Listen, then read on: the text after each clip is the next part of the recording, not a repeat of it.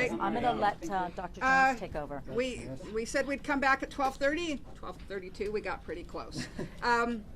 Let's see. Begin with a recap just of what we got. Yeah, okay. So Our names. Lucy Jones with Caltech. and Rob Graves with the U.S. Geological Survey. So we're just giving an update about this morning's earthquake. Searles Valley. Searles Valley earthquake is what we're calling it, magnitude 6.4, up in the area near Ridgecrest. We have some updates in terms of aftershocks. We have a little bit of information about damage, potential damage. We do still have geologists going out in the field, but we haven't gotten word back from them yet. And we also have some updates in terms of the shake alert system. So, Lucy, why don't you start in terms of the activity with seismicity? Okay, so on the aftershocks that we've been recording, so far we have about 30 that are above magnitude 3 and 6 above magnitude 4. Overall, this is a very robust sequence, and on the theory that when you have a lot of earthquakes, you tend to have a lot of earthquakes, we try to estimate the rate of aftershocks from what we're recording. And from that, we have about an 80% chance of at least one magnitude 5, and about a 9% chance that something larger than 6.4 could occur over the next week. That's just saying this is a big sequence, which shouldn't be surprising anybody who's been watching what's been going on for the last 2 hours. We also have locations on some of them, and that's where we were trying to get up this this map here. And it's interesting, it does look like we might be seeing 2 different faults. Okay, if you would do that. So the main shock was actually located in the middle, at that intersection between those 2 strands.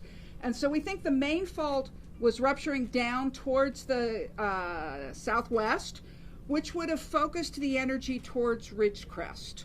But then there's also a second fault that seems to have been activated going up to the northwest. Again, this area, that's not completely surprising. Look at those little black lines in there. There's a bunch of them. This is an area with a lot of little faults that in a rather complex area moving apart. It does suggest that Ridgecrest was particularly hard hit. We have reports from California Office of Emergency Services that there seem to be a couple of structure fires going on in Ridgecrest, and they're responding to them. There is also a small community called Trona, which is even closer to the ruptures, and it's on a dried lake bed. We do not have any communication with them yet. There would be a place that potentially there's significant damage. And so I said we're seeing at least 2 faults involved. This area is characterized by robust sequences, so we expect to be seeing a lot of earthquakes today, and some of them could be damaging. Probably at least one more will be damaging. Kern County just tweeted something that suggested that they were anticipating a quake in 15 minutes. This tweet came out a little while ago. There is nothing that gives us the time of a particular event. Now, I'm going to tell you I think there will be a magnitude 5 today. I did that on the day of Northridge, and when it happened, people said, "You predicted the earthquake." And I said, "I predict rain in Kauai, too." This is the same situation. When the probabilities are this high, then you can say, yes, there'll probably be a magnitude 5 today, but it's not the time of any particular event. There's nothing. If somebody's giving out a time of a particular event, they're not basing it on science. Okay? That's probably what we've really got about the aftershocks. We said we don't yet have, the geologists haven't yet gotten out, so we don't have a report yet on that. Actually, you could mention we've seen this kind of conjugate behavior. Oh, that's true. Well, and besides, did you just notice 2 aftershocks showed up? I just saw the 2 extra red dots that showed up here. This type of, conjugate behavior is relatively common. Back in 1987, we had 2 magnitude 6s on conjugate faults. The Landers earthquake with Big Bear. The Big Bear was a little more separated from it, but was the same type of conjugate feature. The way the stress works, if I'm pushing in this way, I can move out here, or I can move out here. And so those essentially perpendicular, we call it conjugate faulting, is a common feature. and we'll just have to see. We're only 2 hours into this sequence. We'll have to see how it develops. What about the Shake Alert app? Have you gotten any closer to understanding? Yeah, so I can give an update about that. And there's maybe a little bit of misunderstanding or miscommunication. The system actually worked as designed. So an alert was sent out by the U.S. Geological Survey. The app with the City of LA is set up with various thresholds. The first threshold is a magnitude 5 earthquake or greater in LA County. It will send out an alert. This earthquake was outside of LA County, so it didn't satisfy that condition. The other condition is intensity greater than 4. The intensities in LA were 3 and lower. So the app performed as designed. It's just that the intensity levels were below that threshold that it had been set by the app. So the system actually worked as designed. It's something that we need to look into, though, as to whether maybe that threshold should be lowered or adjusted for future. And just to reiterate, though, there was the level of shaking within the City of LA area was not damaging. So in that sense, the app was worked as designed. If it had worked as, with the levels set correctly, or well, they were not set correctly, but lower. levels set Lower. differently. Yes. What would we have seen on the app? What Yeah. would people have seen? So if, for example, if it had been 3, Intensity 3. intensity 3, or then people would have got notification to expect shaking. I don't know the exact wording on the app, but there would have been a significant About 45 seconds. number, 45 seconds before the shaking actually arrived. So the alert would have worked beautifully in that sense. But again, the shaking levels would not have been damaging. Certainly it would have been great, to kind of know ahead of time. Does it have a sound, or is it just like a text? What is it? I'm Because actually not sure. The threshold is set high enough. It's never gone off on my computer, Yeah. on my phone, so I'm not completely sure. I think they may be using something. Well, they were going to be using a chiming alert that's used in Japan, but there was some. I'm not sure which one they ended up using. Yeah. And So I'm guessing the issue to not lower the levels is simply because you don't want to start getting so many alerts that people don't pay attention when they get them. right, and this is something that's actually been Could you studied. explain that Yeah. for people who didn't hear that question? Okay, so just to repeat, the question was, or the reason why potentially that the alert level isn't set lower is so that you don't have a large number of alerts with minimal shaking. And that is correct, and this is a subjective judgment. And so in designing the app, you have to make a decision on that. There's actually been a fair amount of research looking into this in other places like Japan and Mexico. And there's some sense that people don't mind getting an alert even if the shaking is not that severe, and which would have been the case here if it had been set to intensity 3. So this is something that maybe we need to, again, maybe needs to be looked at, tweaked on the system. Yes. No, sorry. Just to clarify, because there had been some talk about 2 earthquakes today, so if you could just run through Okay. that. There have been hundreds of earthquakes today. Yeah. For a while, the website showed 2 magnitude 6.4s.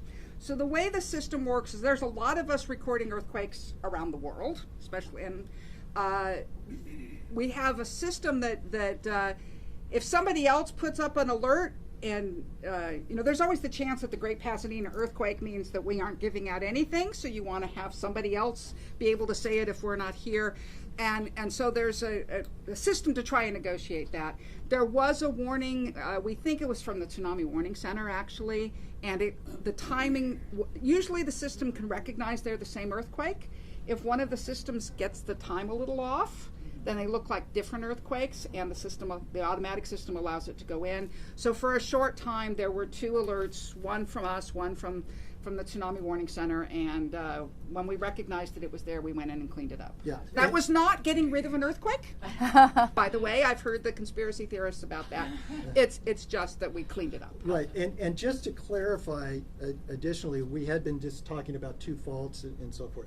That's still the case. That's not this two Right. earthquake issue. Does the second fault have a name? We got Little Lake and We're not until we get a geologist on the ground. Yeah. Occasionally there are reports about faults that we do not know about. We know a lot of faults in this area. I mean, just if you look again at the picture, somehow which just disappeared on us. If we could maybe just reload the page, I would guess. But look up in that area. There's lots of little marks on it's one of the areas with a dense distribution of mapped faults. So before I'm going to talk about an unknown fault, I need a geologist to say, how does this line up with the ones we know about? Is it relevant that there are Not to us. People, I think it's a psychological issue. If it's an unknown fault, my God, then we didn't know, and makes it scarier.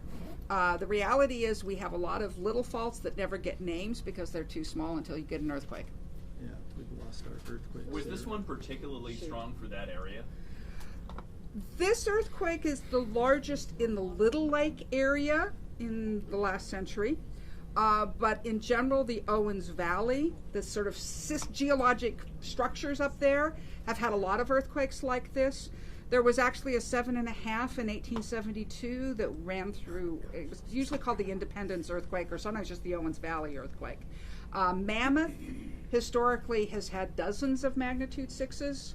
So as a geologist, I'll say that area, largest earthquake in 100 years. Does that make it unusual? No.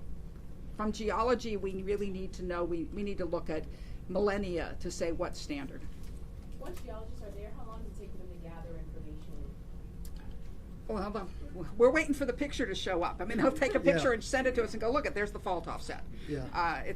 There's one level at which it's simple. The geologists, presuming there are fault offsets, will probably be mapping it in detail over the next month. Are they in trucks or helicopters or Trucks. who's We don't have looking for we don't have enough money to send helicopters. They're in trucks. the National Guard does. I really don't know how you guys do this. Yeah, no, not the geologists. Look at our budget sometime. Yeah. Yeah. So But they're en route. They you're saying. are en route, and as soon as we have information, regarding fault offsets or anything like that, we'll provide it. Hopefully within the next briefing or so. And since we don't have any pictures yet, can you again sort of illustrate what that's going to look like? What a seismologist would want to take a photo of? Yeah. Well, yeah. So we're speculating a little bit here in that we don't You think? we don't know yet if this fault actually ruptured to the ground surface, and it's magnitude 6.4s in California sometimes break all the way to the ground surface and sometimes don't. So until we actually have some definitive information, if it did break up to the ground surface, what we should see is where two sides of the rock or two sides of the ground that were close together have slid horizontally relative to each other. And there may be some vertical displacements as well, but given the information that we have recorded, the seismographs, it looks like the offset on the fault, if it has broken to the surface, will be that horizontal strike slip motion. How does that information help you? What does it? Well, obviously, if in terms of damage, if you have a pipeline or a structure that straddles that fault and it moves sideways, that could be very devastating. I don't know if that's the case here again.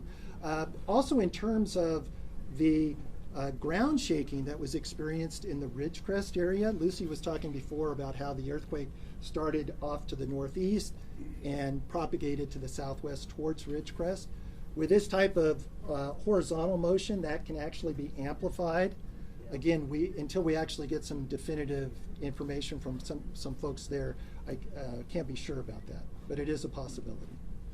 Also, we now do a better job of correlating what we get from our instruments with what is recorded in the ground. It used to be we needed the geologist in the field to tell us what happened on the fault, And in fact, the details, we get more details by walking down that fault than we'll ever get from an instrument.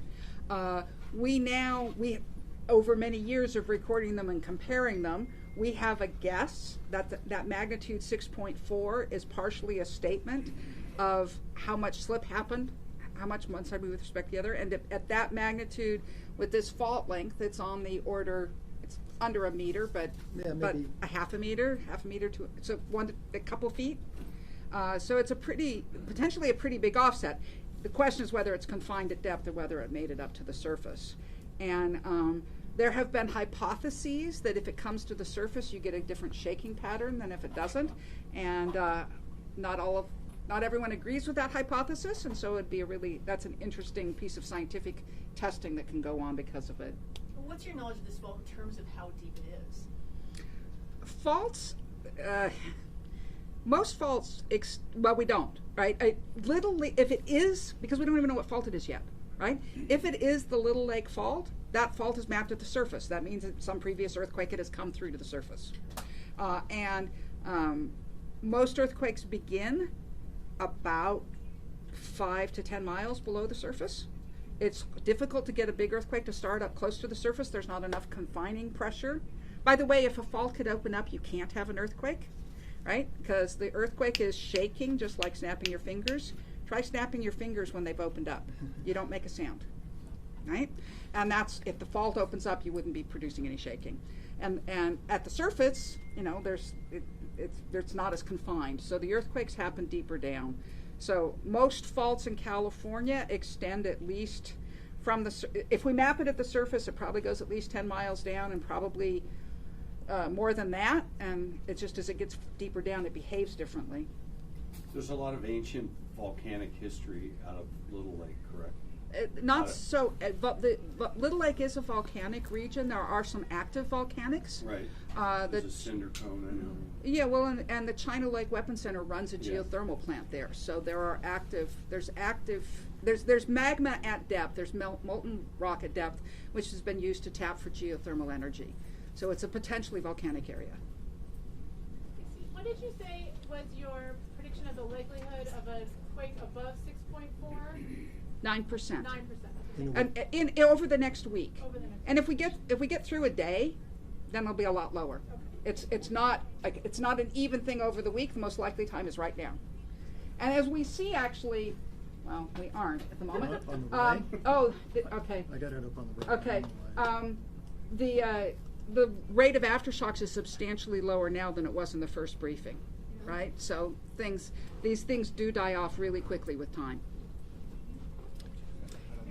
Any other questions? Wrap it up. Thank you. Back at 1:30 or 2? Let's at 2 o'clock at this point. We'll come back and see if we have some more information. Just super quickly, sorry. You mentioned the China Lake Naval Weapons Station, and you've been saying damage is probably highest in the Ridgecrest and China Lake area. Are you hearing of any damage at that Naval Weapons Station? Remember, damage does not get reported to us. Right. We had a phone call with OES, who the only thing they told us was about structure fires in Ridgecrest. Okay, and I heard about a water main break in San Bernardino. Any idea if that's related? That's pathetic. It could be. Improbable, but it must have, if it did, it was already in bad shape. Yeah, well, San Bernardino, it's old. No. Yeah, no. Yeah. Same here See in you LA. 2 o'clock. Okay, so 2 o'clock. Thank you so much. Thank you. Spanish speaker, please. Okay, Joanne? Yeah, she took it over there, but you know. Okay. Yeah, Let's Okay, move maybe- those of us out who aren't Thank you, Spanish. guys. Much appreciated. Okay, sure. Yes, I believe so, but where did you go? Yeah, she's in the back with. Okay, I'll send. Tráela para acá, tráela para acá, tráela para acá.